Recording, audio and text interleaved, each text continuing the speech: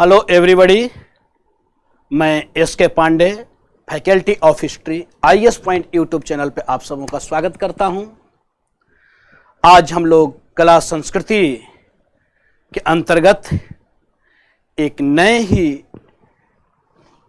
और बहुत ही महत्वपूर्ण जो टॉपिक है, जो इस बार हो सकता है संभावना ज़्यादा है प्रश्न पूछे जाने की, तो आज हम लोग इसी पर चर्चा करेंगे। हमारी कोशिश है कि प्रतिदिन एक क्वेश्चन आपको अवश्य इस एग्जामिनेशन के लिए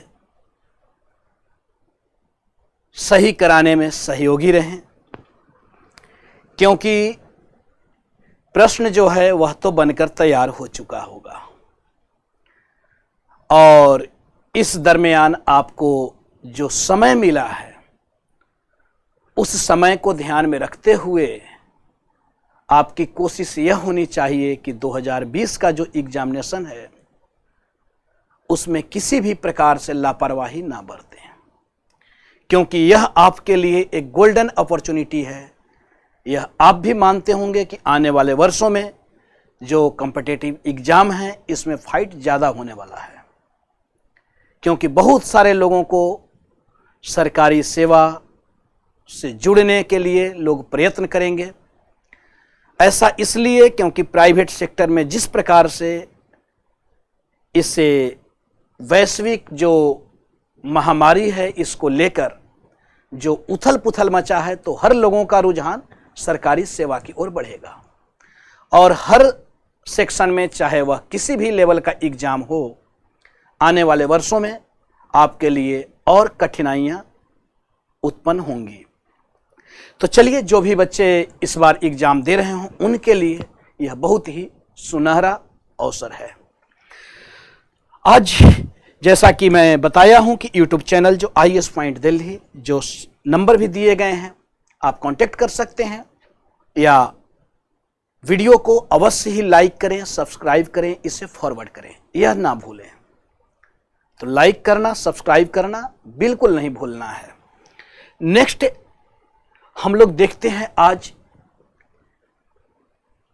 हिंदू धर्म के अंतर्गत ही जो देवी हैं जिन्हें शक्ति के नाम से पुकारा जाता है, और इस संदर्भ में एक नया, या यूं कहें कि इस वर्ष के एग्जाम के लिए बहुत ही महत्वपूर्ण हो सकता है यह सप्तमातृका पूछा जाए कि सप्तमातृका क्या है या किस संप्रदाय से संबंधित है।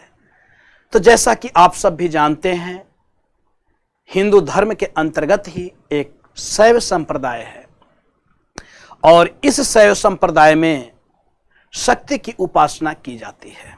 यानी शैव संप्रदाय का ही एक उप संप्रदाय है, जिसमें शैव संप्रदाय में तो शिव की उपासना, लेकिन शाक्त संप्रदाय जो है, यह शाक्त संप्रदाय भी शैव धर्म का ही एक उप संप्रदाय माना जाता है।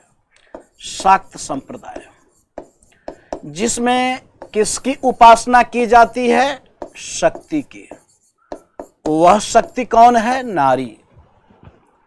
तो अब तो कम से कम यह मानेंगे कि नारी ही सर्वशक्तिमान है। शक्ति की उपासना नारी के संदर्भ में ही मानी गई है। यानी शक्ति पूजक जो भी होते हैं वे शाक्त धर्म से संबंधित हैं। शाक्त धर्म के नाम से ही जो शैव धर्म का ही एक उपशाखा है या उप संप्रदाय के नाम से जाना जाता है। अब इसका संबंध भी शैव मत के साथ में बना हुआ है। जो शक्ति पूजा है, शक्ति को इष्ट देव, इष्ट देवी मानकर जो लोग शक्ति की आराधना करते हैं वे शाक्त संप्रदाय से संबंधित माने जाते हैं। यानी जो भी शक्ति की उपासना मानकर, शक्ति की उपासना को ध्यान में रखकर जो इसकी आराधना करते हैं वह आपको शाक्त संप्रदाय से संबंधित है। अब यह शक्ति कौन? तो शिव की पत्नी पार्वती, जिसे जगत जननी की उपाधि भी दी गई है। अब ऐसा नहीं है कि शाक्त संप्रदाय जो है कोई नवीन संप्रदाय है, बल्कि इसकी प्राचीनता है और यह प्राचीन काल से लेकर आधुनिक काल तक आज भी यह निरंतर है। तो इसमें प्राचीनता के तत्व, निरंतरता के तत्व और साथ ही साथ ऐतिहासिक विकास क्रम भी दिखाई देता है। जैसा कि आप सब जानते हैं कि सबसे पहली जो हमारी सभ्यता है वह हमारी सबसे पहली सभ्यता सिंधु घाटी की सभ्यता, जो इंडस वैली सिविलाइजेशन के नाम से जानी जाती है, जिसे हम हड़प्पा की सभ्यता के नाम से भी जानते हैं। तो वहां से भी हमें, सिंधु घाटी सभ्यता से भी हमें इसके विषय में जो जानकारी मिल रही है, वह जानकारी अगर विकास क्रम की बात करें तो सबसे पहले हमें सिंधु घाटी सभ्यता से इसके विषय में जानकारी मिलती है। अब सिंधु घाटी सभ्यता से इसके विषय में हमें क्या जानकारी मिलती है? तो सैंधव सभ्यता में मातृ देवी की पूजा की जाती थी और वहां से हमें चाहे मोहनजोदड़ो हो, हड़प्पा हो, हमें वहां से कुछ साक्ष्य प्राप्त हुए हैं जिसमें मातृ देवी की उपासना की जा रही है। साथ ही साथ आप देखें तो यहाँ से हमें कुछ योनि की प्रतिमा भी प्राप्त हुई हैं। जिस प्रकार से शिवलिंग मिले हैं उसी प्रकार से योनि भी बहुतायत रूप में मिले हैं। इससे पता चलता है कि शक्ति की जो उपासना है वह उपासना सिंधु घाटी सभ्यता काल में भी जारी थी। यानी जो हमारी सबसे प्राचीन सभ्यता है उस समय भी शक्ति की उपासना की जाती थी, क्योंकि उसके पहले का जो युग है वह पाषाण काल है और पाषाण काल से हमें कोई जानकारी नहीं प्राप्त हो रहा है, क्योंकि वह प्राग ऐतिहासिक काल है और सिंधु घाटी सभ्यता का जो काल है यह आध ऐतिहासिक काल है। आध ऐतिहासिक काल इसलिए इसे प्रोटो हिस्टोरिक एज माना जा रहा है क्योंकि यहाँ से स्क्रिप्ट हमें प्राप्त हुए हैं, लिपि मिली हैं, लेकिन वह जो लिपि हैं वह आपको रीडेबल नहीं है, पठनीय नहीं है और इसलिए इसे प्रोटो हिस्टोरिक एज माना जाता है, यानी आध ऐतिहासिक काल इसे माना जा रहा है। दूसरी चीजें देखी जाए तो यानी इतिहास जहां से हम जानते हैं उसके लिए दो स्रोत होने चाहिए, चाहे वह पुरातात्विक हो, आर्कियोलॉजिकल हो या फिर लिटरेचर के रूप में हो, यानी लिखित हो, साहित्यिक रूप में।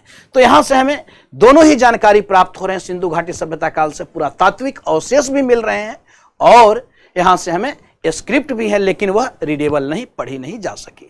यानी अगर शक्ति की उपासना की बात की जाए, शाक्त संप्रदाय की बात की जाए, शाक्त सेक्ट की बात की जाए, तो वह हमें सिंधु घाटी सभ्यता काल से इसके विषय में जानकारी मिलती है। इसके बाद हम लोग जब आगे चलते हैं तो फिर वह युग है जो वैदिक काल के नाम से, वैदिक एरा के नाम से उसे जाना जा रहा है। तो वैदिक पीरियड में भी आप देखें तो वैदिक पीरियड में भी जो यहाँ से भी हमें कुछ साहित्यिक जानकारी हमें सिंधु घाटी सभ्यता के विषय में प्राप्त होते हैं। जैसे अथर्व वेद की बात की जाए, जो आपको जैसे 4 वेद, ऋग्वेद, यजुर्वेद, सामवेद और अथर्व वेद, तो जो चौथी वेद है इससे भी हमें यहाँ पे शक्ति की उपासना, यानी यहाँ से भी हमें पृथ्वी को जो माता कहने का जो दर्जा दिया गया, यानी अथर्ववेद में पृथ्वी को माता मानकर उसकी पूजा की जा रही है, तो यह शक्ति पूजा से ही संबंधित है, शाक्त धर्म से ही संबंधित है। उसके साथ ही साथ अगर बात की जाए वैदिक काल के बाद हम लोग आते हैं उत्तर वैदिक, यानी ऋग वैदिक काल, उत्तर वैदिक काल, आरण्यक। तो आरण्यक में भी इसके विषय में हमें जानकारी प्राप्त हो रहे हैं। जो आरण्यक उपनिषद जो हम लोग उसके बाद देखते हैं उत्तर वैदिक कालीन ही रचनाएं हैं, जहां से प्रवृत्ति मूलक से निवृत्ति मूलक विचारधारा दिखाई दे रहा है। तो यहां आरण्यक काल में भी अगर देखा जाए तो यहां से भी हमें शक्ति के विषय में जानकारी प्राप्त हुई, और वह किससे, तो वह हमें तैत्तिरीय आरण्यक, तो तैत्तिरीय आरण्यक से भी हमें इसके विषय में जानकारी मिलती है और जिसमें रुद्र की पत्नी पार्वती का उल्लेख किया गया है। तो यहां से आरण्यक काल में भी यानी तैत्तिरीय आरण्यक से भी हमें शाक्त धर्म के बारे में, शाक्त सेक्ट के बारे में हमें इसके विषय में जानकारी मिलती है। तो यहाँ पे रुद्र की पत्नी का उल्लेख किया गया है। उसके बाद अगर हम लोग आगे चले तो आगे जब हम लोग बढ़ते हैं तब आते हैं महाकाव्य काल, और यह महाकाव्य काल जो है, यह महाकाव्य काल जिसमें 2 ऐतिहासिक महाकाव्य, चाहे वह रामायण हो या महाभारत, तो यहाँ भी अगर देखा जाए महाकाव्य काल में तो यहाँ महाभारत से हमें शक्ति पूजा की जानकारी प्राप्त होती है। आप सब भी जानते होंगे कि कंस ने, यानी जो आपको नंद गोपकुल में जो यशोदा के गर्भ से जो शक्ति का उद्भव हुआ था उसकी हत्या नंद के द्वारा की जाती है, और वही शक्ति जो है वह आपको विंध्यवासिनी देवी के नाम से विंध्याचल पर्वत पर स्थापित हैं, जो विंध्यवासिनी देवी के नाम से जाने जाते हैं। तो वहां से भी हमें उस पूजा के उल्लेख हमें प्राप्त होती है, यानी शाक्त पूजा के विषय में हमें जानकारी प्राप्त होती है। अब यहाँ पे एक जो हमने बतलाया कि सप्तमातृका क्या है, तो शक्ति के 7 रूप हैं जिन्हें सप्तमातृका के नाम से जाना जा रहा है। और यह हिंदू धर्म में यह जो 7 देवियां हैं, इन्हीं देवियों को आपको सप्तमातृका कहा जा रहा है। तो यह हिंदू धर्म में यह जो 7 देवियां हैं जिन्हें सप्तमातृका के नाम से जाना जाता है, यह देवी कौन कौन से हैं, तो इसको हम लोग देखते हैं। यानी आप समझ गए कि सप्तमातृका क्या है। तो यह शाक्त धर्म यानी शैव धर्म का ही एक उप संप्रदाय शक्ति पूजा से संबंधित है, जिनमें 7 देवियों की आराधना की जाती है। हो सकता है प्रश्न आपसे पूछ दे कि इसमें सप्तमातृका के अंतर्गत कौन सी देवियां हैं या कौन सी देवियां नहीं हैं, जो 7 देवियां हैं, तो उसको भी हम लोग देख लें। तो यह सप्तमातृका जिसमें 7 देवियों के नाम ब्राह्मी, महेश्वरी, कौमारी, वैष्णवी, वराही, चामुंडा और इंद्राणी, जो 1 2 3 4 5 6 7, तो इस प्रकार से यह आपको सप्तमातृका 7 माताएं हैं, जिनमें ब्राह्मी देवी, महेश्वरी देवी, कौमारी देवी, वैष्णवी देवी, वराही देवी, चामुंडा देवी और इंद्राणी देवी। इन 7 देवियों को क्या कहा जा रहा है, तो इन्हें सप्तमातृका के नाम से जाना जाता है। यानी यह जो 7 देवी हैं, किसी संप्रदाय में इन 7 देवियों से संबंधित एक और देवी जोड़ दी जाती हैं, जो आपको लक्ष्मी को जोड़कर, और वह फिर अष्टमातृका के नाम से जानी जाती हैं। तो अगर इसमें लक्ष्मी जोड़ी जाती हैं तो यह सप्तमातृका से अष्टमातृका के रूप में जानी जाएंगी। तो यह सप्तमातृका है। अब यह जो 7 रूप हैं जो देवी के, यह 7 विभिन्न देवताओं के भावनाओं के प्रतीक माने जाते हैं।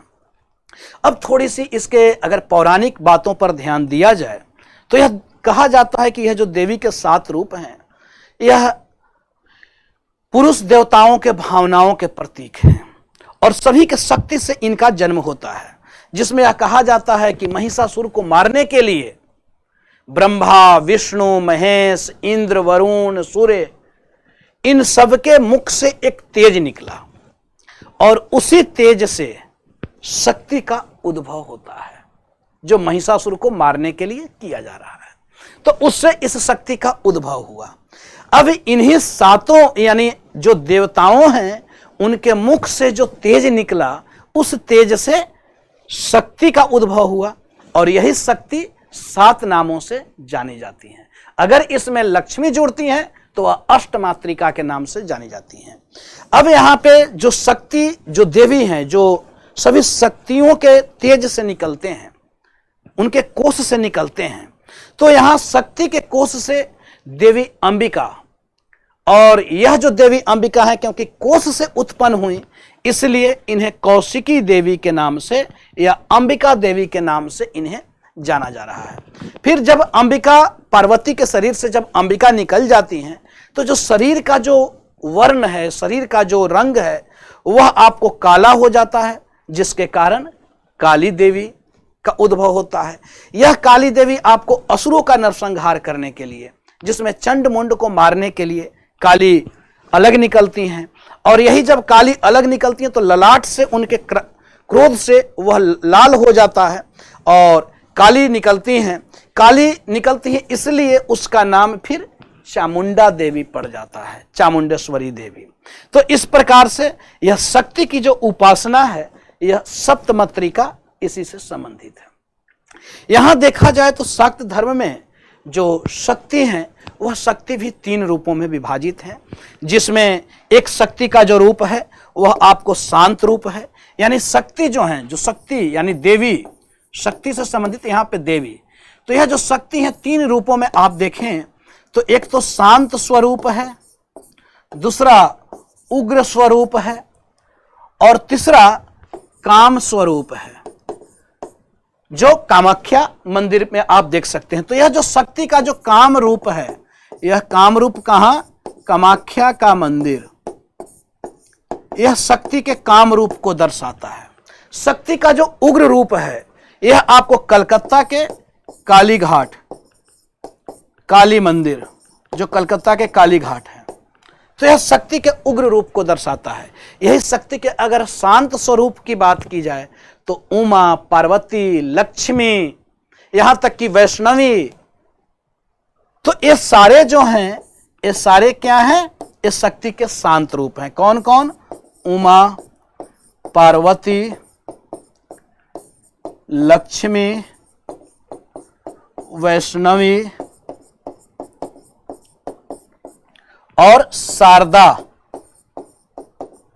शारदा, यह सब शक्ति के शांत रूप को दर्शाते हैं जो सतना मैहर में अवस्थित है, शारदा देवी।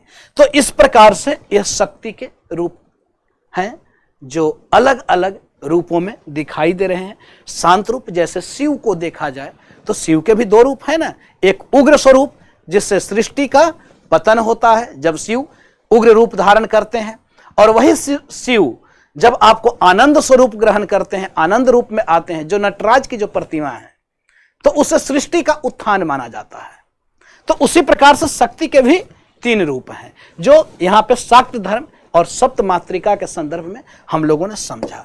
अब यह जो सप्त मातृका इस बार के लिए क्यों उल्लेख है, तो इससे संबंधित एक अभिलेख अभी हाल फिलहाल में पाया गया है।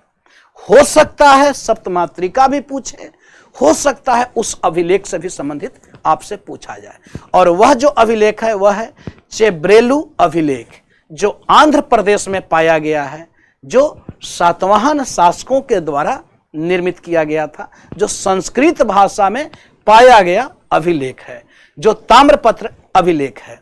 तो यह आप देखें तो यह अब इसके बारे में हमें जो जानकारी मिलती है, जो सप्त मातृका के बारे में, तो इससे संबंधित भी जो हमारे पास जानकारियां हैं, यह जानकारी भी हमें कहां से प्राप्त हो रही है, तो ताम्र शिलालेख से। ताम्र शिलालेख से इसके विषय में हमें जानकारी मिलती है, और ताम्र शिलालेख से जो हमें जानकारी मिलती है वह देखा जाए तो कदम्ब एवं चालुक्य शासकों के समय में यह जो कदम्ब डायनेस्टी और चालुक्याज डायनेस्टीज, तो कदम्ब और चालुक्य शासकों के समय में ताम्र शिलालेख जो हमें प्राप्त हो रहे हैं उसमें सप्त मातृका का उल्लेख किया गया है। अब इससे संबंधित हमने चर्चा किया कि जो प्रश्न पूछा जा सकता है वह चेम्ब्रेलू शिलालेख के विषय में प्रश्न पूछा जा सकता है। तो यह है चेम्ब्रेलू शिलालेख, पढ़ सकते हैं तो पढ़ लीजिए। यह संस्कृत भाषा में लिखा गया अभिलेख है। साथ ही साथ यह चेम्ब्रेलू अभिलेख क्या है और किस क्षेत्र से संबंधित है, इस पे हो सकता है प्रश्न पूछे जाने की संभावना ज्यादा है। अब यह जो चेम्ब्रेलू शिलालेख है यह सबसे पुराना संस्कृत शिलालेख है जो आंध्र प्रदेश से संबंधित है, यानी आंध्र प्रदेश के, इसे देखा जाए तो यह गुंटूर जिले में चेम्ब्रेलू एक गांव है और इसी गांव में यह आपको पाया गया है। इस शिलालेख को स्थानीय भीमेश्वर जो मंदिर है, उस भीमेश्वर मंदिर के जीर्णोद्वार के समय में जब उसका मरम्मत किया जा रहा था तो उस समय यह आपको शिलालेख पाया गया। चेम्ब्रेलू शिलालेख कहाँ पे? चेम्ब्रेलू गांव। किस जिला? गुंटूर जिला। कौन सा राज्य? आंध्र प्रदेश। अब इस शिलालेख में संस्कृत और ब्राह्मी लिपि, यानी यह शिलालेख किस भाषा में? संस्कृत। लिपि कौन सी? ब्राह्मी है ना, ब्राह्मी, खरोष्ठी, आर्मेयिक, यूनानी, अशोक के अभिलेखों में आप लोगों ने पढ़ा भी होगा। तो यहाँ पे यह जो शिलालेख है संस्कृत भाषा और ब्राह्मी लिपि में उत्कीर्ण है। इसे सातवाहन शासकों के द्वारा, जो सातवाहन वंश का जो शासक था, जिसके विषय में कहा जाता है कि राजा विजय के द्वारा इसे जारी किया गया था, और यह सातवाहन कुल के 28वें शासक माने जाते हैं, जिनका शासनकाल यह माना जाता है कि 6 वर्षों तक इन्होंने शासन किया था। इस अभिलेख में आप देखें तो एक कार्तिक नामक व्यक्ति को ताम्रबापे नामक गांव में, जो कि चेम्ब्रेलू गांव के प्राचीन नाम था, यानी चेम्ब्रेलू गांव का प्राचीन नाम क्या था? तो वह ताम्रबापे नामक गांव, जो सप्त मातृका मंदिर के प्रसाद यानी मंदिर व मंडप बनाने का आदेश जारी किया गया था। इस चेम्ब्रेलू शिलालेख से पहले इक्ष्वाकु जो वंश था, डायनेस्टी था, इक्ष्वाकु राजा एहवाल चंतामूला द्वारा 4वीं सदी में जारी नागार्जुनी कोंडा शिलालेख को दक्षिण भारत का सबसे प्राचीन शिलालेख माना जाता था, लेकिन इसके पाए जाने से चेब्रेलू शिलालेख अब यह दक्षिण भारत का सबसे प्राचीन शिलालेख कौन सा है? वह चेब्रेलू शिलालेख किस वंश से संबंधित है? सातवाहन वंश से। किस शासक ने बनवाया था? तो यह राजा विजय के द्वारा, जो सातवाहन वंश का 28वां शासक था। यह किस भाषा में है? संस्कृत भाषा। किस लिपि में? तो यह आपको ब्राह्मी लिपि में। यानी पहले जो दक्षिण भारत का सबसे प्राचीन शिलालेख था जो संस्कृत भाषा में, वह था नागार्जुनी कोंडा शिलालेख, जो आपको संस्कृत शिलालेख ही माना जाता था और इक्ष्वाकु शासकों के द्वारा निर्मित किया गया था। तो यहाँ तो दो चीजों को ध्यान में रखना है, एक तो चेब्रेलू शिलालेख और दूसरा सप्तमातृका और तीसरा शाक्त धर्म। किसी से संबंधित प्रश्न पूछा जा सकता है। तो इस वीडियो को लाइक करें, सब्सक्राइब करें और अपने चाहने वाले, अपने जानने वाले दोस्तों तक इसे पहुंचाएं, जिससे एग्जाम में उनका भी फायदा हो सके। बहुत बहुत धन्यवाद। आप सबों का दिन मंगलमय हो। Thank you.